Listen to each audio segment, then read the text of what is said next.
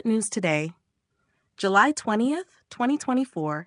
Headline: Curfew and military deployment in Bangladesh amid deadly protests. News report: in Bangladesh, the government has imposed a curfew and deployed military forces following days of violent protests against government job quotas. This drastic measure comes amid a telecommunications blackout that has effectively isolated the nation of 170 million people from the outside world. The announcement was made by Prime Minister Sheikh Hasina's administration, with the curfew taking immediate effect to assist civilian authorities in restoring order. The unrest, which has claimed at least 105 lives, began with student demonstrations against the reinstatement of a controversial job quota system. The clashes between student demonstrators and police have been particularly deadly. The violence has sparked widespread condemnation from international bodies, including the United Nations, which have called for thorough investigations into the events.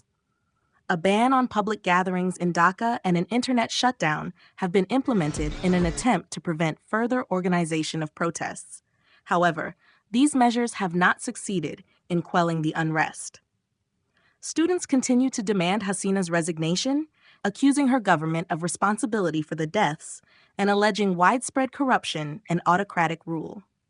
Sarwar Tushar, a demonstrator injured during the clashes, stated resolutely, "Our protest will continue."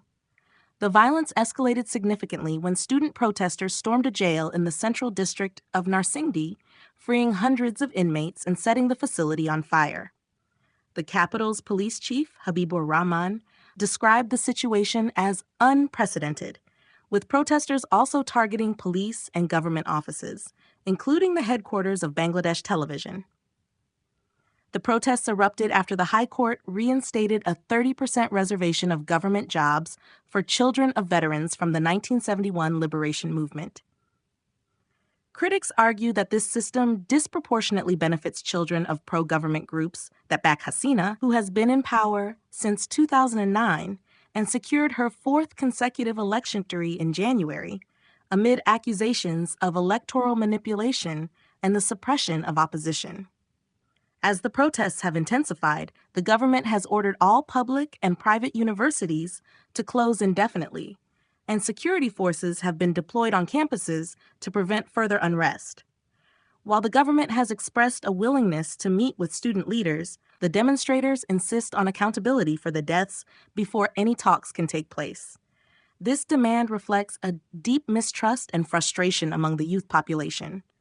International reactions have been swift and strong.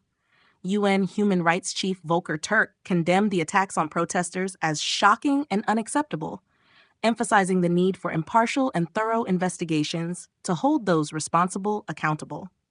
The international community has expressed grave concern over the situation, urging the Bangladeshi government to address the underlying issues fueling the unrest.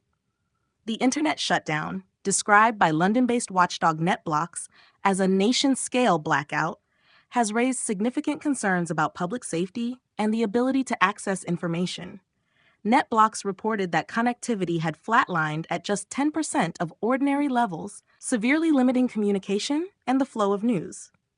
Ali Riaz, a politics professor at Illinois State University, pointed out that the unrest reflects a deeper, long-standing discontent among the youth.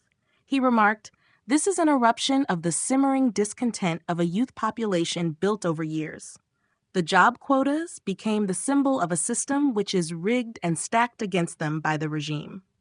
As Bangladesh grapples with its worst political violence in years, the government's response and the protesters' determination suggest that the conflict is far from over. The curfew, military deployment, and internet blackout add layers of complexity to an already volatile situation, leaving the nation on edge as it seeks a path to stability and resolution.